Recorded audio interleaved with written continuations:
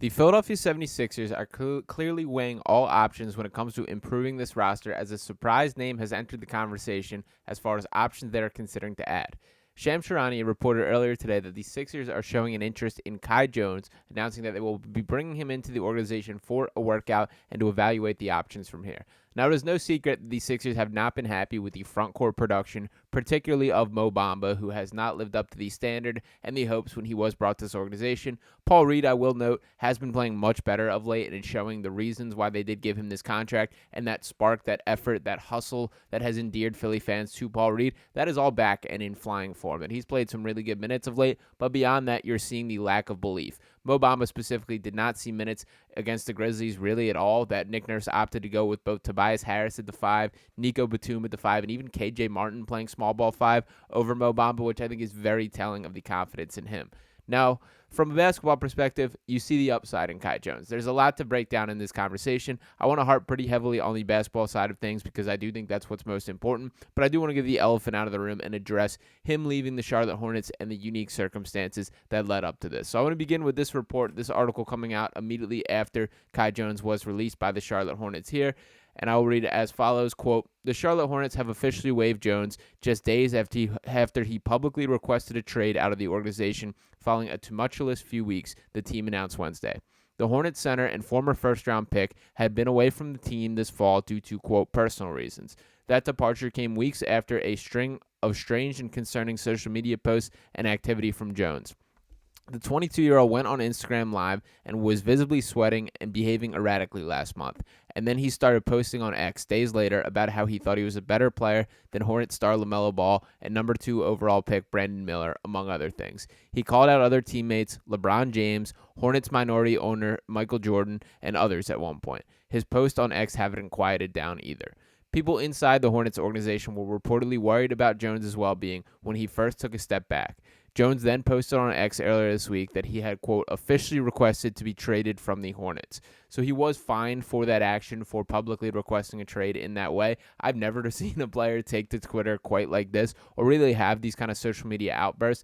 It's some really unique situations. And I will say there is fair reason for concern. That I remember peeking in on this Instagram Live a little after the fact of Kai Jones visibly sweating, kind of slurring his speech, and just not looking like he was completely with it. There were some accusations of drug use, none of which have been confirmed, but it is fair to be suspicious and have your concerns. And frankly, I would like for these Sixers to do their due diligence on the off-court stuff well beyond what we know as a basketball player. There should be a legitimate mental health checkup on this guy when he steps in the facility, see what he's got going on. Now, in Kai Jones' defense, I will say I did see him on a podcast not too long ago, several months after this has all been removed, and he sounded much more himself, that he sounded like a normal human being. He was not out there freaking dancing, doing all this stuff, doing the Kai Jones things that were people causing concerns. He just seemed like a normal guy. So if that's the version they're getting, there is fair reason for concern. But I do think that these Sixers must do their due diligence. And kind of in defense of him in a little bit here, I do think some stuff, there's just a bit of a disconnect of people being a bit uncomfortable with the personality that he is. That I think he is a front and center, likes to dance, likes to be a little weird, has a colorful personality, and I think he just took it a little bit too far with some of these stuffs. Obviously, you can't be hopping on social media, calling out your teammates, calling himself the best basketball player to ever play, calling out Michael Jordan and LeBron James. That is stuff that isn't going to take you anywhere good. So I will note that there's a lot going on behind the scenes that, frankly, there might be answers that would change my perspective on this overall outlook for the player himself.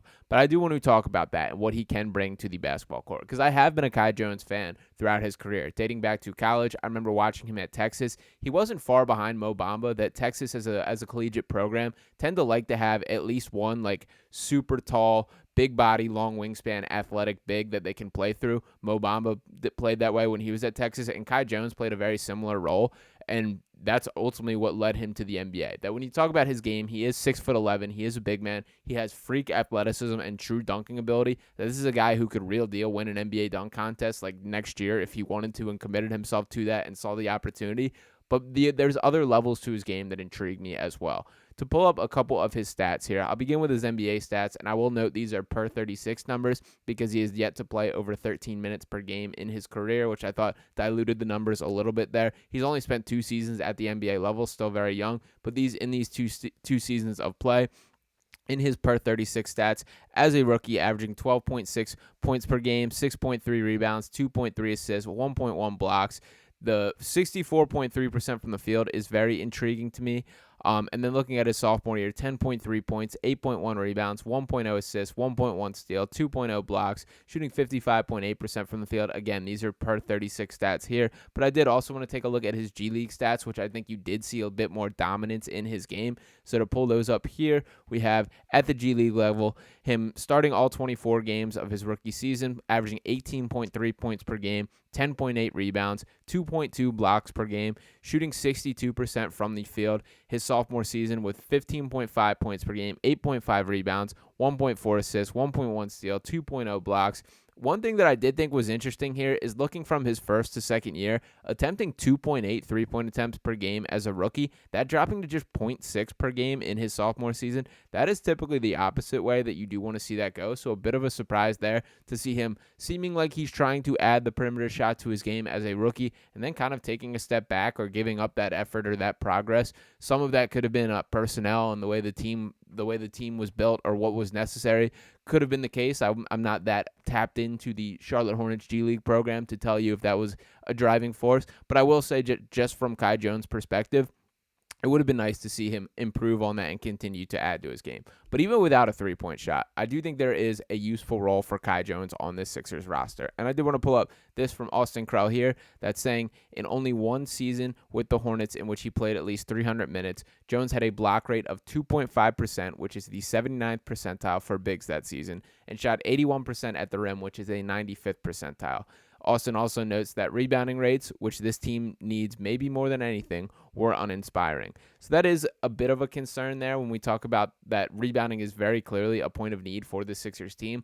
But there is an athletic factor that Kai Jones can bring to the Sixers team that would be very welcome. That he's a terrific lob catcher, has a super long wingspan and an ability, a wide catch radius for tosses up there. That if you just want to take a scroll down his highlights, you will see some awesome stuff as far as him going up and getting it and absolutely slamming it on guys. That is an appeal and something that I love to have on a basketball team that the Sixers still have not quite gotten to. We've seen some progress this year with guys like KJ Martin and Kelly Oubre Jr. being capable in bursts, but Kai Jones is another level as far as the optionality and the wide catch radius. I also think there's a world where maybe the best version of him as a player is kind of as a power forward, kind of one of those rim running power forwards. You obviously have to have the right personnel built around him to make that possible. But I think he is a guy that is at his best when he's getting out in transition, playing athletically.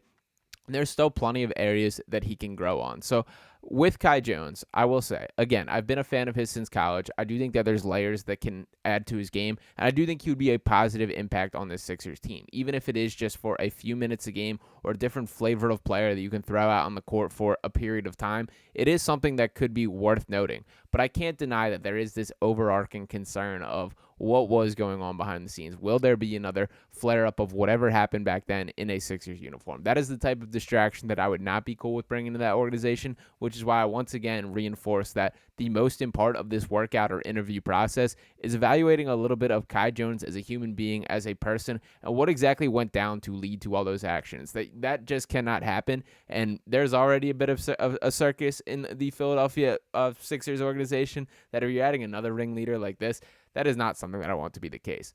But I do believe that everyone deserves a second chance, and especially when he really didn't do anything that wrong to not deserve it or to call for it. So if he has cleaned himself up, learned from his mistakes, and figured things out, I would welcome Kai Jones with open arms. That I do believe from a pure basketball perspective, I do see the appeal. I think he's better than he's been given credit. He was once the 19th overall pick not too long ago, still under 24 years old. I believe he's 23 at this very moment, has an athleticism that will pop on the Sixers roster above what KJ Martin can do, above what Kelly Oubre Jr. can do, and at a frame in which it's very impressive. That, yes, he's probably an inch or two smaller than Mo Bamba, but the movement is night and day different. That you will see this guy tearing up and down the court, looking nimble in the way that he cuts through the lane, and that's probably the top of my list for frustrations with Mo Bamba. It is the lack of mobility, his kind of stiffness in his movement, and just his inability to catch the ball or have a tight grip on the basketball. All those things are very frustrating with Mo. I have not seen that in Kai's game. That I do think that there's a bit more to all this, just a bit more polish from a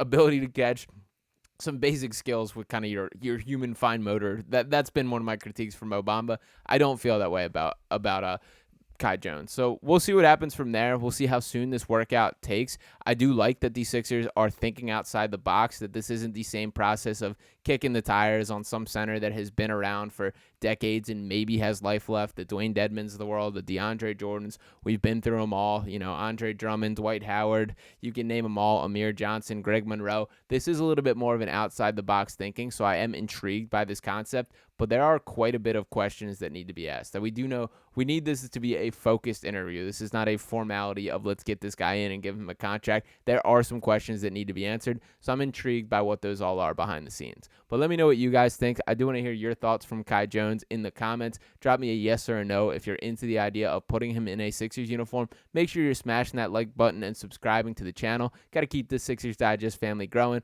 The playoffs are inching closer, and the Sixers are inching back to closer toward health, hopefully. So we will have a big push coming up here. Appreciate all you guys for tuning in, and I'll be back with you next time right here on Sixers Digest. Peace.